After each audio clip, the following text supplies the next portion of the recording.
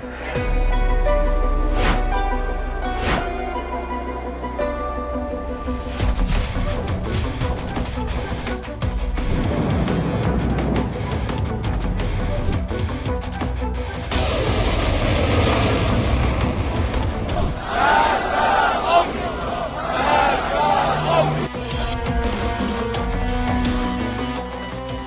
এশিয়ার যুদ্ধের আগুন নেভার আগে ইরানের সর্বোচ্চ জাতীয় নিরাপত্তা পরিষদের সচিবের হত্যার খবর, যা নতুন করে যুদ্ধের ঘৃতাহুতির কাজ করলো।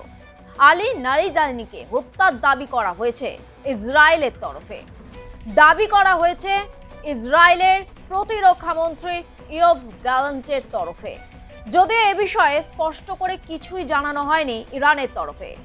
লারিজানিকে সর্বশেষ জনসমক্ষে দেখা গিয়েছিল গত শুক্রবার তেহরানে আয়োজিত আল কুদস দিবসের সমাবেশে। সেখানে তিনি ইরানের প্রেসিডেন্ট মাসুদ পেজেশকিয়ানের সঙ্গে মিছিলে যোগদান করেন। তেহরান এখনো লারিজানির হত্যা নিশ্চিত করেনি, তবে এই হত্যার বিষয়টি নিশ্চিত হলে 28শে ফেব্রুয়ারি ইরানে মার্কিন ইসরায়েলি আগ্রাসন শুরু হওয়ার পর তেহরানের দ্বিতীয় সর্বোচ্চ নেতার হত্যা হবে এটি। এর আগে হামলার প্রথম দিনই দেশটির সর্বোচ্চ নেতা আয়াতুল্লাহ আলী খামেনি সপরিবারে নিহত হন। যুক্তরাষ্ট্র ও ইসরায়েলের যৌথ হামলায় ইরানের সর্বোচ্চ নেতা আয়াতুল্লাহ আলী খামেনি নিহত হওয়ার পর দেশ জুড়ে অনিশ্চয়তা ছড়িয়ে পড়েছিল। পরিস্থিতি নিয়ন্ত্রণে প্রকাশ্যে আসেন আলী লারিজানি। তিনি একটি অস্থায়ী নেতৃত্ব পরিষদ গঠনের কথা ঘোষণা করেন।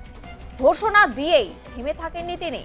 সম্ভাব্য অস্থিরতা বা বিভাজনের আশঙ্কা মাথায় রেখে কঠোর বার্তাও দেন ভিন্ন মতাবলম্বী কিংবা কোনো বিচ্ছিন্নতাবাদী গোষ্ঠী যদি পরিস্থিতির সুযোগ নিতে চায় তবে তাদের বিরুদ্ধে শক্ত অবস্থান নেওয়া হবে, এমন সতর্ক বার্তাও দেন তিনি। তবে প্রশ্ন হলো, হত্যার বিষয় নিশ্চিত না হলেও লারিজানি যে টার্গেট সে বিষয়ে কোনো সন্দেহ নেই। চলুন আপনাদেরকে একটু বুঝিয়ে বলি কে এই লারিজানি। দীর্ঘ রাজনৈতিক জীবনে সব সময় সর্বোচ্চ নেতা আয়াতুল্লাহ খামেনির প্রতি আনুগত্য বজায় রেখেছেন লারিজানি। দেশের বিভিন্ন প্রতিদ্বন্দ্বী রাজনৈতিক গোষ্ঠীর সঙ্গে বাস্তবসম্মত ও সমন্বিত সম্পর্ক গড়ে তোলারও দায়িত্ব পালন করেছেন তিনি। আলী লারিজানি ইরানের ক্ষমতার কেন্দ্রের একজন প্রভাবশালী নেতা। আন্তর্জাতিক স্তরে তিনি পারমাণবিক আলোচনায় যুক্তরাষ্ট্রের সঙ্গে ইরানের সর্বোচ্চ উন্নয়নের প্রচেষ্টার তদারকি করেন। অবশ্য সরকার বিরোধী বিক্ষোভ দমনের নির্দেশ দেওয়ার অভিযোগে ওয়াশিংটন তার উপর নিষেধাজ্ঞা আরোপ করে। লারিজানি বিভিন্ন সময় মস্কো সফর করেন এবং প্রেসিডেন্ট ভ্লাদিমির পুতিনের সঙ্গে সাক্ষাৎ করেন। ট্রাম্পের চাপের বিরুদ্ধে ভারসাম্য বজায় রাখতে সক্ষম এমন এক প্রধান মিত্র বিশ্বশক্তির সঙ্গে খামেনির সম্পর্ক সামলাতে তার এই সফর সহায়ক হয়। লারিজানিকে চীনের সঙ্গে আলোচনায় এগিয়ে নেওয়ার দায়িত্ব দেওয়া হয়েছিল, যার ফলে 2021 সালে 25 বছর মেয়াদী সহযোগিতা চুক্তি সই হয়। আলী লারিজানি প্রায় 20 বছর আগে ইরানের সর্বোচ্চ নিরাপত্তা পর্ষদের প্রধান হিসাবে দায়িত্ব পালন করে চলেছিলেন। 2025-এ ইরান ইসরায়েলের মধ্যে 12 দিনের যুদ্ধের পর তিনি আবারও এই পর্ষদের নেতৃত্বে ফিরে আসেন। লারিজানি ইরানে বিপ্লবী রক্ষী বাহিনীর প্রাক্তন সদস্য।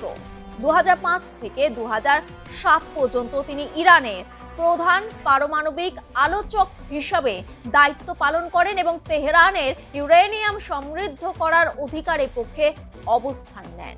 সেই সময় পারমাণবিক জ্বালানি উৎপাদন বন্ধ করার বেনিয়মে ইউরোপীয় দেশগুলো দেওয়া সুযোগ সুবিধার সমালোচনা করে তিনি বলেন, এটি চকলেটের বিনিময়ে মুক্ত চাওয়ার মতো। বিশ্লেষকদের কথায় সে সময় লারিজানি কূটনীতির মাধ্যমে পশ্চিমাদের রাজি করানোর চেষ্টা করেছিলেন। তখন তাকে একজন বাস্তববাদী নিরাপত্তা কর্মকর্তা হিসেবে মনে করা হতো। লারিজানি 2008 থেকে 2020 সাল পর্যন্ত পার্লামেন্টের স্পিকার ছিলেন। সেই মেয়াদে থাকাকালীন 2015 সালে 6টি বিশ্বশক্তির সঙ্গে ইরান একটি পারমাণবিক চুক্তিতে পৌঁছয়। 2018 সালে মার্কিন প্রেসিডেন্ট ডোনাল্ড ট্রাম্প চুক্তি থেকে যুক্তরাষ্ট্রকে প্রত্যাহার করে নেন। লারিজানি বহুবার দাবি করেছেন, ইরানের পারমাণবিক কর্মসূচি কখনোই ধ্বংস করে দেওয়া সম্ভব নয়। 2005 সালে লারিজানি প্রেসিডেন্ট নির্বাচনে লড়ে ব্যর্থ হন। পরে তিনি 2021 ও 2024 সালে প্রেসিডেন্ট নির্বাচনে প্রতিদ্বন্দ্বিতা করতে চাইছিলেন, কিন্তু দুবারই গার্ডিয়ান কাউন্সিল তাকে অযোগ্য ঘোষণা করে। অযোগ্যতার কারণ হিসেবে জীবনযাত্রার মান এবং বিদেশে পারিবারিক সম্পর্কের মতো বিষয়গুলো উল্লেখ করা হয়। 1958 সালে ইরাকের নাজাফে ইরানের এক নেতৃস্থানীয় আলেম পরিবারে জন্ম লারিজানির। শৈশবেই ইরানে চলে আসেন এবং পরে দর্শনে পিএইচডি ডিগ্রি অর্জন করেন। তার ভাইদের মধ্যে বেশ কয়েকজন বিচার বিভাগ এবং পররাষ্ট্র মন্ত্রক সহ শাসন ব্যবস্থার বিভিন্ন উচ্চপদস্থ দায়িত্ব পালন করেছেন। জানুয়ারির বিক্ষোভ দমনে লারিজানির ভূমিকার কারণে ক্ষুব্ধ ইরান আমেরিকা অ্যাক্টিভিস্টদের প্রতিবাদের মুখে যুক্তরাষ্ট্রের এমোরি ইউনিভার্সিটির শিক্ষক পদ থেকে তার মেয়েকে বরখাস্ত করা হয়। মধ্যপ্রাচ্যের যুদ্ধের সময়সীমা যতই বাড়বে, টার্গেট হবে হরমুজ প্রণালী।